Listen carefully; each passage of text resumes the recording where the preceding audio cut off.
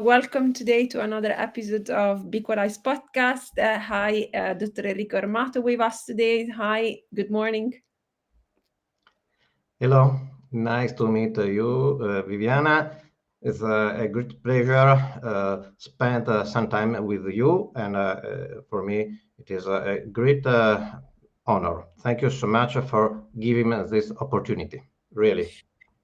Thank you. So, as you know, within the BEqualise group, we start adding more specialists, and today we have our guest, ENT Dr. Enrico Armato. I am really delighted to have him joining BEqualise. So, just for the BEqualise patients and community, we're going to dive into the background of Dr. Enrico, where is he based, what work has been doing, and then we will touch point some of the things that might be relevant for the patients. So, first of all, welcome again. So, Dr. Enrico, would you tell us, and especially for our patients following us, a little bit more about you, your background, and what you've been doing in the past years, and especially the exciting journey that you took with your recent PhD. So please tell us a bit more about you for the people that don't know you already. Thank you so much. I am a ENT consultant since 1987, so you can realize how much time I spent with hair, nose, throat, and after some experience in the surgery, I decided to be an expert of the vestibular system. The reason is very simple, because in my country there is not many people attending with this topic, and it is very passionating. And so I decided, why not to be an expert in the vestibular field, neuro-otological field, and dizziness and vertigo, all the situation that affect many people. So I decided to create my personal background. I visit many other colleagues, and I learned very much from them, especially Enrico Ulmer in France, Marseille. He has been my master, and I learned from him a lot, really. And then I purpose to be a reference in the North Italy, and I started to assess my patient in a different way, by instrumental assessment with the video nystagmography, with a head impulse test. I wrote some books on the topic, and for me is very important to help people, to give a consistent aid to them to solve the situation, because vertigo is a very bad situation. Tricky. Yeah, maybe with these regards, we can just, for the patients, touch base, because a lot of them, when they write to us, they ask us, yeah, but when I go to an ENT, they don't understand what I have. So maybe this is a good opportunity to explain that ENT is a big specialization, ear, nose, and throat, and you need to find a vestibologist, somebody that understands the vestibular system. That's why what you did is more like to become really an expert in neuro-otology. This is another thing that it's very important maybe to just explain, that there is not just the balance, so the vestibular and the peripheral system, but there is the neurological component. Oh, yes. And that's Sure. where your specialization is a little bit different than just being an ENT, let's say. Tell us a bit more maybe about your PhD as well, just so that people will, 'cause it's fantastic that you just Yes, started.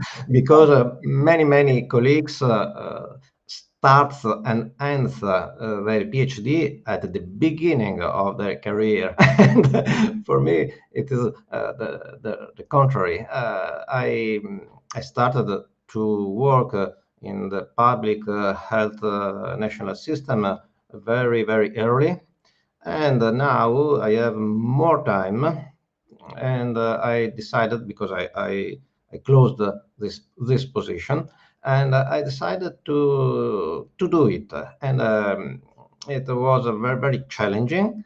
My university is the Lorraine University in France. The city is Nancy, and my PhD director is Professor Philippe Perrin in Nancy. And he stated that the title of my PhD thesis, determinants of recovery for compensation or healing in patient affected by vestibular neuritis. Vestibular neuritis is a common situation, a common disease. Many people are affected, and sometimes they can evolve in a very favorable way, so they can recover all exam Mhm. and quality of life.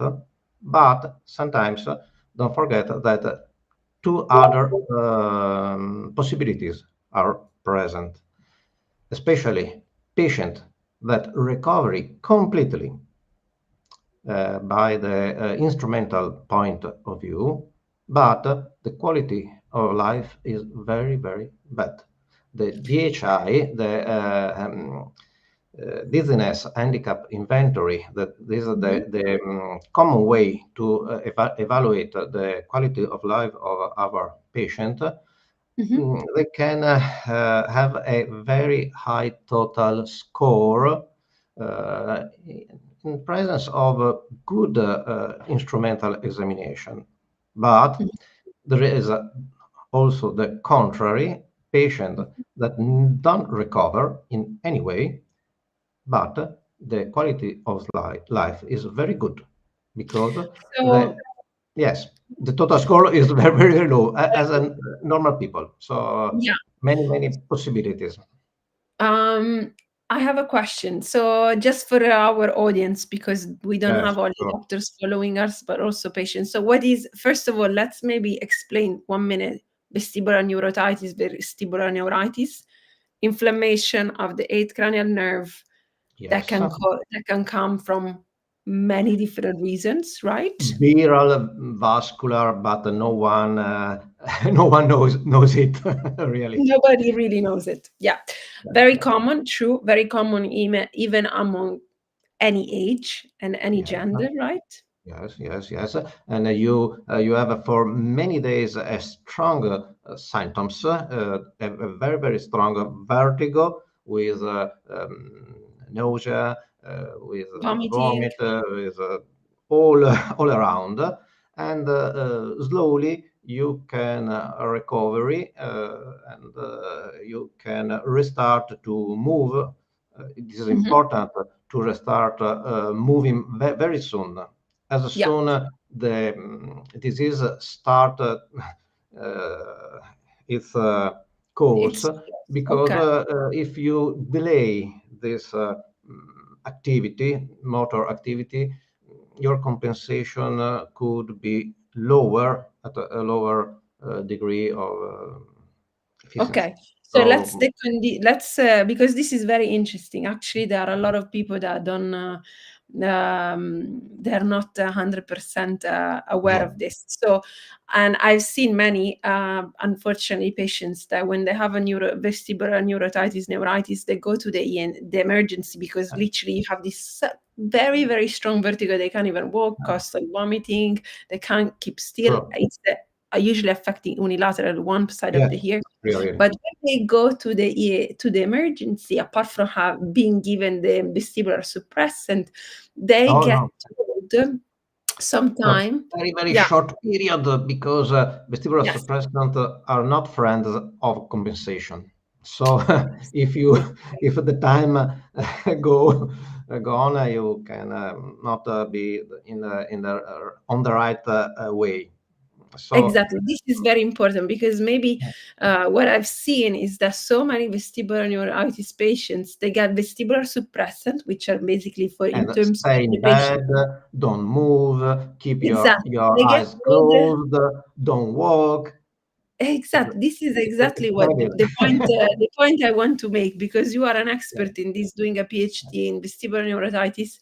Most patients, so first of all, they get given vestibular suppressant, which, to explain the patients, is basically something that will completely inhibit the input Yes. of your inner ear, so that Yeah. you don't have the vertigo and the nausea anymore.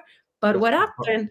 For Yeah, 24 hours, 48 at maximum, no more. e- exactly. And So many, you should many not times abuse. also also anxiolytic are Yeah, used and yes. diazepam and but they works in they are vestibular suppressant so for a short time good but please don't use for a long time because your health will not Will be not. the same. Okay, so this is important. So if you are being given vestibular suppressant or any drug to inhibit your input for too long, Oh, that will affect your compensation and your recovery journey, in simple terms, for the yes. patients. Okay. And so you've noticed, because what I've noticed is that exactly the guidelines that they are given are what you mentioned before. Don't move, stay in Yeah, darkness, terrible. which are completely the opposite of what you're No. saying. Best friend of compensation is movement. Start Nice. moving in a safe way, but move. Open your eyes, read, move your head, walk, and so it is likely you have many more results with movement than when you stay uh, at rest. Without moving. Okay, fantastic. So the number one, once again, we go back to BEqualise Always holistic for approach, for moving. for any disease of the vestibular system, Yeah, yeah, not sure. or for Moving. vestibular neuritis, Exactly. That's for exactly what we promote. any. We Uh, promote always to do fitness, to move, to engage the ocular oh, motor sure, movement, to engage the proprioceptor, to keep moving. Okay, that's fantastic. So, really. in your PhD, you've been doing research on vestibular neuritis and their recovery. And Yes. my question is, did you see that these patients that had a peripheral problem like vestibular neuritis develop visually induced dizziness? Oh, yes, it is. It could happen. Mhm. Fortunately, is not very common, but you can see people who complain very very strong malaise when they are in a supermarket, when they are driving, in all situation where there are many odd objects that are moving. So that because they really their steadiness on the visual input, vestibular is a little bit out of order. So visual become the preeminent, Picture. become the more important. And but it has a cost, and Yeah. visual Visual induced induced dizziness. So this is can something maybe happen. we can exactly. So when let's say that just for everybody, because again, we have patients that are not maybe expert in the vestibular. So the balance Yeah. system works from an integration from the eyes, the ears, and your proprioceptors, so all over your body. And what happens is that when you have a problem with one part of your, for example, in this case, one nerve, the eighth One cranial nerve, vestibular. right, they Yeah. become visually dependent, and that's why they use their eyes to balance themselves, and they don't rely on the proprioceptor. So once again, moving can switch that mechanism back, right? Vestibular is less efficient, less reliable, so the patient tend to rely on visual. Mm-hmm. But when the visual field is filled with many moving objects, it, Inputs, yeah. yes, it could be not the best for Challenging for for them, our yeah. patient. Yes. Okay, fantastic. And another questions for you. Do you have any ideas on also, according to whatever you observed throughout the years, what will be an help? What will be the best way, apart from an early movement, that can really help the patients to recover and compensate better? What do you think it's a key aspect, also on the psychological component, or I Yeah, don't know? right. You have said the right word, Dr. Vivi, because there are strong relationships between our cognition, our emotions, and vestibular apparatus. So you must take care also of the emotional component because vertigo could be a very bad experience, and in some people it can be for some people it can be very difficult to manage such an emotional damage. So, in my opinion, is very important to give some kind of reassurance to our patient because it is important that they know the future can be always good. Yeah, Because because it can sometimes be, some people say, "Oh, I will be so sure. dizzy for forever," and so is a negative loop, and Yeah, so self-fulfilling negative yeah, prophecy, kind of like, yeah, yeah. And also yeah. maybe because vertigo can be a trauma Yes, for them. it It's is. not It is. trauma It because is it's really okay. really, really great. What do you All suggest in patients? in a strong way in a Mhm. patient that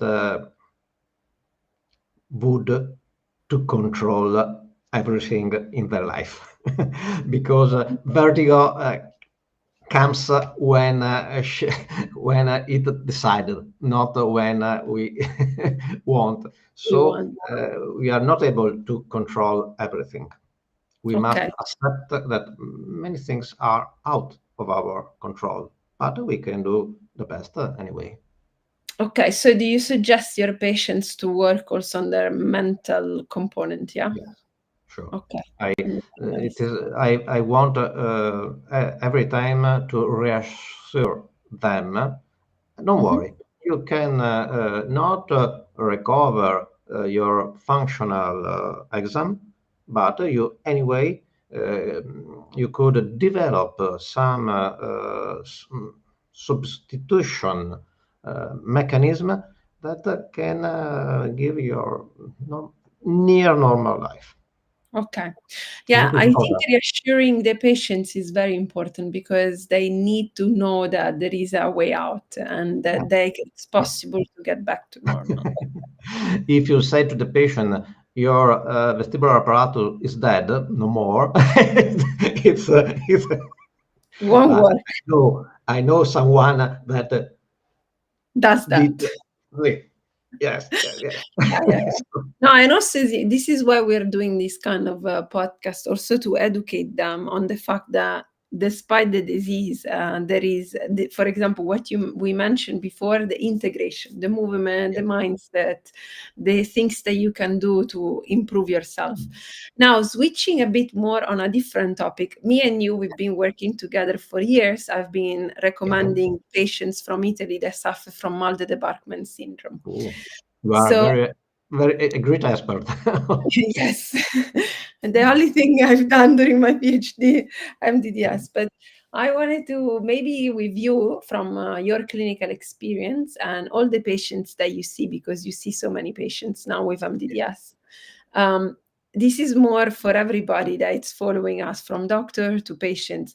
You, when you perform the exam on MDDS patients, yeah, I want you to explain the fact that most of the time everything is normal, but they absolutely. still have the symptoms. No functional derangement. It's because the plane is different. Is not in the periphery. It is in the higher level for sure. The problem where visual, vestibular, and the proprioception are linked together. Um, Yes, vestibular nuclei and upper. And after, yeah. so the therapy, not you as very expert in this field, is not always easy, but can be done. Mhm. Visual Visual stimulation, stimuli, yeah. opticokinetic visual stimulation, and in a second step, other more particular therapy. I Mhm. know. Oh, Uh, dear. like therapies also that are Yeah, similar to vestibular migraine, right? yeah, yeah, Sometimes they work. But my question is, so because this is important, another like tips for everybody. If you have MDDS and you feel unstable, but you go to an ENT and he yes, says everything is normal, that's okay. That's how it should be, right? yes. Everything should be normal No, because no, that the mm, problem, Vivi, is many ENT are surgeon and not so skilled in the vestibular field. So when all is okay, they dismiss the patient, say hello, bye bye, you can go. Is not so simple the question because you must know that MDDS exists because not all ENT consultants they have know. a clear idea of MDDS. It's true. It's true. So first of all, you must know the disease, and you have to explain in a very detailed way to the patients because they must know what is, and then you can go with them towards some therapeutic goals. Mhm. Yes. Okay. This is important, especially to hear it from you that you've been seeing a lot of clinical patients. So, and it's important that they find somebody that knows the disease. Now, just briefly before we perhaps conclude, if somebody wants to have a consultation with you, where Yeah. are you based? Can they have consultation online? I think online also works very well if they can do the test that you need somewhere Yeah. else, but just give a few informations about yourself. I am based in Italy. I am based near Venice, near Venezia, and here I there is my office, and I visit all the day. But anyway, by video call, by we can in any way to exchange very important information about this situation. And the patient many times has already done many exams. Is important that I evaluate them to know really if is all is okay, all has been performed in the right way, and then we can discuss with the patient what the best solution. Okay, fantastic.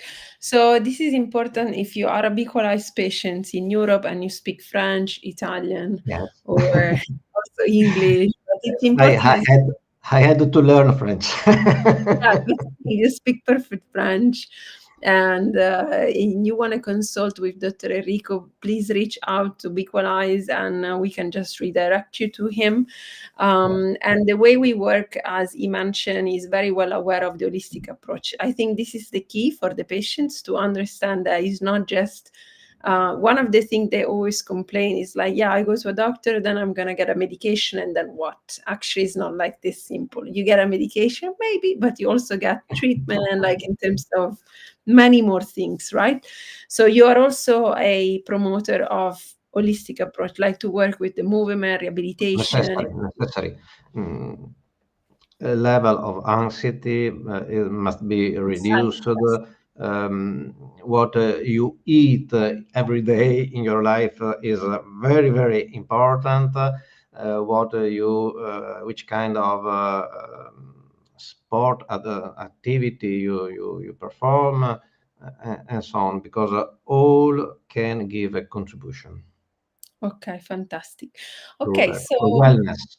for wellness, yeah, because the key is to really make clear to everybody that vestibular is so intrinsic and doesn't it's not just one organ, it's No, no, everything. no. So you have to look at Many everything. times I like to say that vestibular system is the interface between ourself and all is not ourself.